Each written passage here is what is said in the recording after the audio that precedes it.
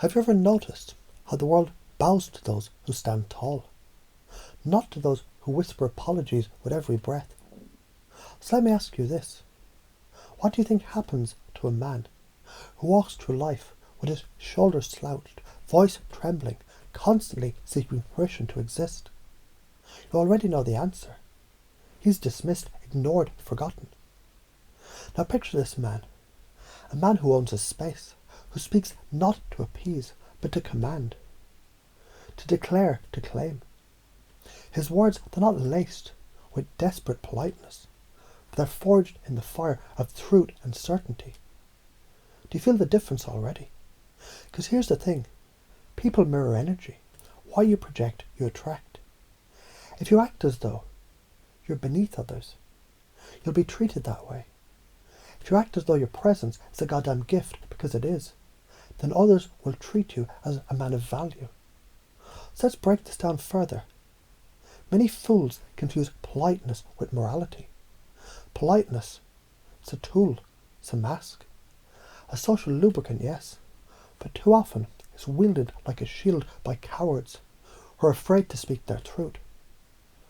Why waste the energy to apologize for your existence? Be direct, speak plainly, own your fucking truth. Let me give you an example. You walk into a meeting and you start with, "I'm sorry, I just wanted to say." Congratulations, you've already lost the room. Now imagine instead you open with, "Here's what we need to do. I believe this is the best path forward. I'll handle this." Feel the power of those words. Another example, relationships. Say a woman tests you, subtly or overtly. If you react with excessive politeness or apologetic energy, you've communicated weakness. Instead, you look her in the eye and say, "I don't tolerate disrespect. I value honesty and strength, not games." That's the frame of a man who commands respect. Because remember this, the strongest frame wins, not the loudest, not the most aggressive, the strongest, clearest, most grounded frame. And you achieve this, not through dominance, but through the unshakable conviction that you deserve respect, because you respect yourself first. And this isn't merely physiology, it's biology.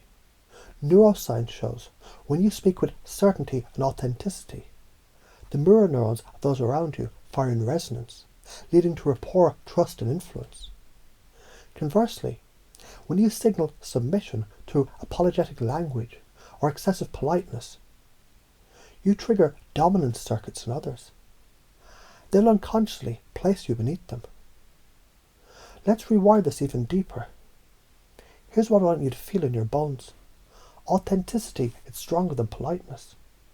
Confidence attracts respect. Speaking your truth empowers you. Self-respect commands respect from others. And here's what I want you to do. Stand firm on your beliefs. Speak directly and honestly. Set boundaries clearly and unapologetically. Own your opinions without shrinking, without softening. Avoid unnecessary apologies. They're poison to your self-respect. Remember this pattern: demand respect, command respect. Don't beg. Don't hope. Don't plead. And why is this important? Because life is a mirror. You don't get what you want, you get what you are.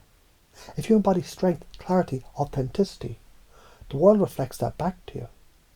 If you embody weakness, apology, softness, the world will walk all over you. Pain and pleasure drive behaviour. If you continue to be overly polite, the pain of disrespect and frustration will mount. But if you begin today to embody assertive authenticity, the pleasure of self-respect, influence and genuine connection will grow exponentially. Let's go deeper still into your identity. You're not here to be liked by everyone. You're here to be respected by the right ones. You're not here to appease. You're here to stand tall and to lead. You're not here to apologise for existing. You're here to fucking own the room. And this, my son, it's not arrogance, it's truth. Because when you stop shrinking, when you stop filtering, when you stop censoring your authentic voice, you invite others to do the same.